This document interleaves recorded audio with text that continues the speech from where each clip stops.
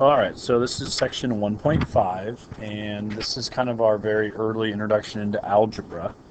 Um, so we have what are called variable equations here, which is just a variable inside an equation, has an equal sign there. A solution of an equation is a number that when substituted for a variable makes the equation true.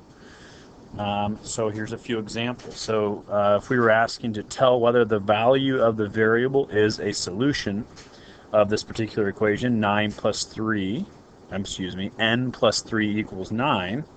So if we would plug this in for n, and we'd have 8 plus 3, is that going to equal 9? Well, no, it's not. So this would be a big no, right? 8 plus 3 does not equal 9.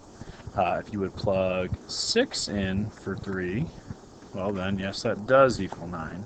Okay, so that would be a yes example. We're not going to get into real deep algebra theory, but we are going to, these equations are going to be simple enough where we can kind of use mental math to solve. And we're going to kind of ask the same question each time.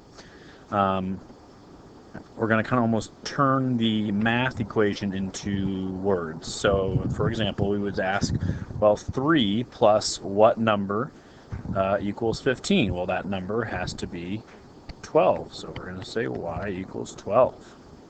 Okay, so you notice in place of the variable, we use that phrase, what number, when we don't know what that number is. So in this case, we go, what number minus 7 is going to give me 8? Well, that would be n equals 15. So not a lot of work to be shown here because we actually want you to do mental math.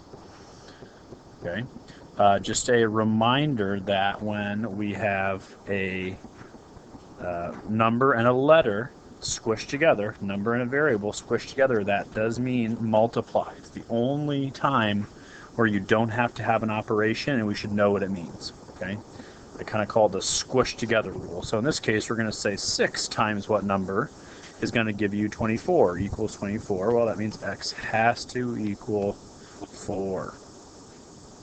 Okay, so in this next one, w divided by 5 equals 7. We say what number divided by 5 is going to give me 7? What number divided by 5 is going to give me 7? Well, w has to equal 35 there. Right? So just kind of plugging in, not a lot of work to be shown. We're going to use this because this involves kind of plugging in mental math. Just kind of relates to this chapter for this particular section. It's called the kind of distance equation. And so what it says basically, you can, the distance can be found by multiplying the rate, which is like the speed, times how long you're going. That would tell you how kind of far you traveled. So there's going to be a few problems in your homework, which is not this again. I always kind of don't pay attention to that, where you have to plug things in and use mental math to solve. So if a cyclist rides 80 miles, that's going to be the distance. You got to kind of decipher like where should we plug things in. 80 miles, that's a way of measuring distance. While training for a bike race, her average rate of speed is about 20 miles per hour. So we're going to plug that 20 in for the rate, or for the speed. How long does her training ride take? So what we don't know in this case is time. That's a bad looking T, hopefully you get the idea. So we're going to ask ourselves 20 times what number is going to give us 80? Well, that T is going to have to equal 4. In this case, because it's miles per hour, it's going to be 4 hours. Story problems always label. Okay, so you're plugging in, you're doing that kind of mental math question of what number times something.